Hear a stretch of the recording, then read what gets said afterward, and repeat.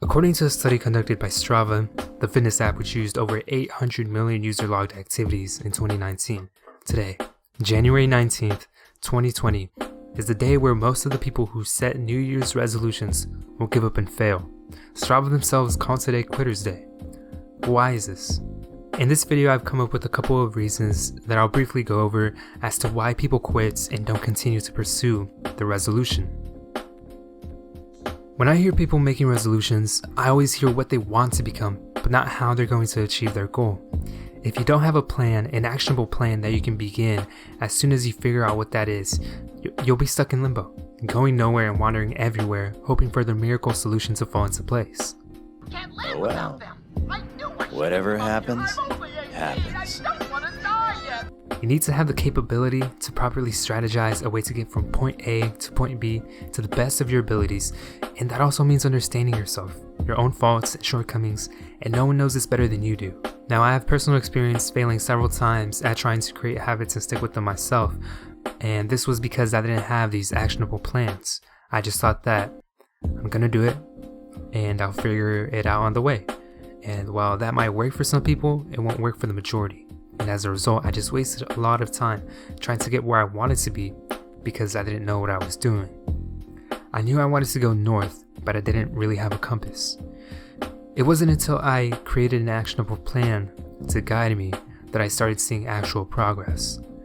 An example of this would be going to the gym. If you just go to the gym, that's a good start, but what exercises are you going to do?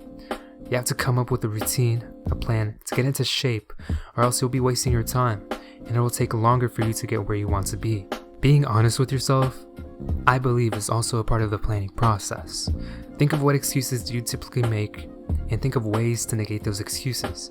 Being able to differentiate excuses from genuine reasons is also crucial, and of course, minimizing those excuses will help your plan to flourish and to lift off the ground. David Goggins, he's freaking monster, is a prime example of this. I'm gonna cut to the chase.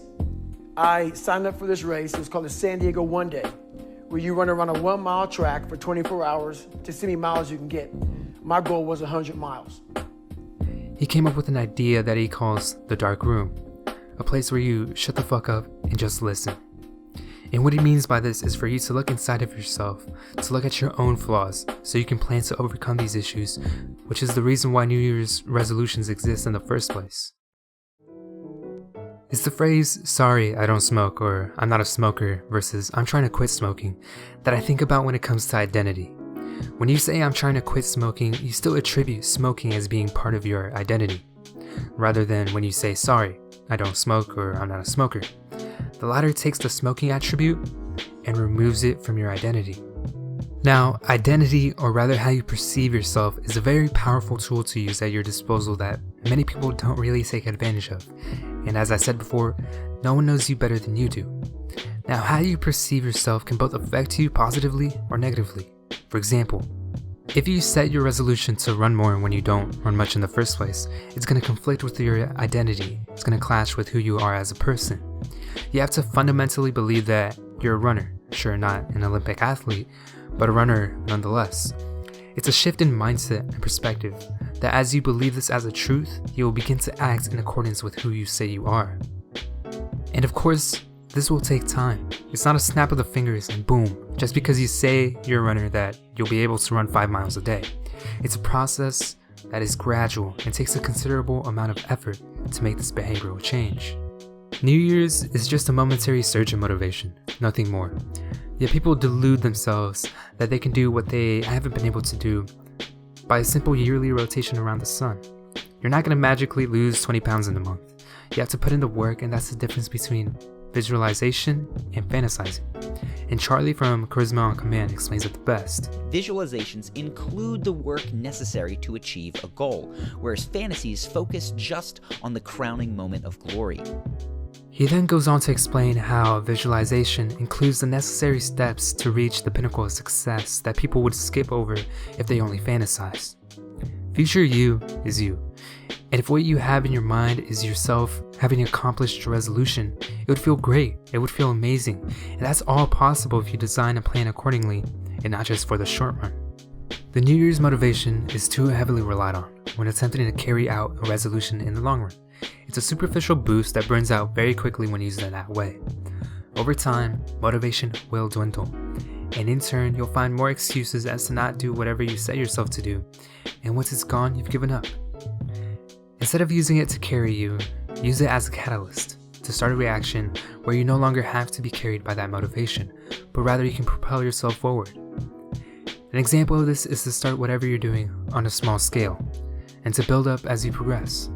As you do this, your momentum stays, and you keep on going, eventually scaling up and cranking up the intensity of whatever it is you're doing. Before you dial up everything though, you need to have something to show that you're ready to do so, and this is easily done by having a tracking system, a way to visually see your progress, whether that be a phone app, a planner, or some other method. Now, I personally use the app Habit Bowl.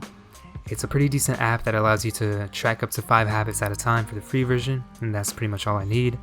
It's very easy to use and follow, making tracking any data a mindless action.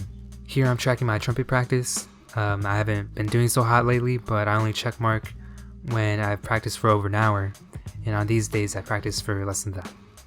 Tracking your progress does take a degree of self-accountability to do so in a consistent way, so even doing that can be a habit for some people. But no matter how minuscule it may seem, as long as it'll improve your life, it's worth doing. And after, let's say 2 weeks or whatever it is you're doing, that will make it more likely for you to continue and to keep on going. And somewhere down the line, it turns into a fun game where you become more consistent and accomplish your resolution.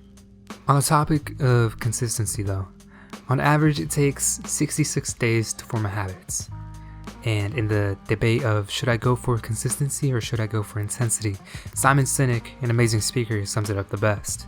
It's not about intensity, it's about consistency, right?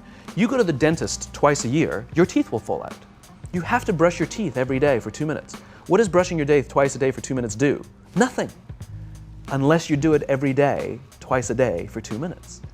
Right? It's the consistency. Going to the gym for 9 hours does not get you into shape. Working out every day for 20 minutes gets you into shape. If you can do lower intensity stuff on a more consistent basis, it will get you to your goal faster than being intense for 1 day a week. And if you can maintain a high intensity and be consistent at the same time, then more power to you. But if you're just starting out, don't sacrifice consistency for intensity, because once you start becoming consistent, the action snowballs and it becomes easier to do. The effort needed to actually do your resolution becomes less and less as well. Eventually it becomes second nature and you don't even have to think about doing it. Last year's Quitter's Day was on January 12th, an entire week before this year's Quitter's Day.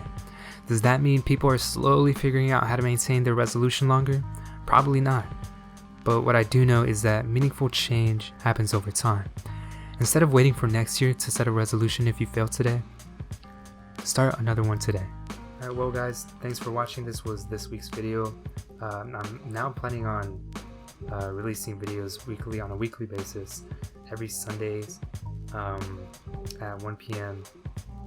Pacific time. And hopefully I'll maintain that. It's something I really need to work on, and I really like doing this. It's fun. It's a hobby of mine, and I've done it before, and I just want to get better at the things that I'm doing.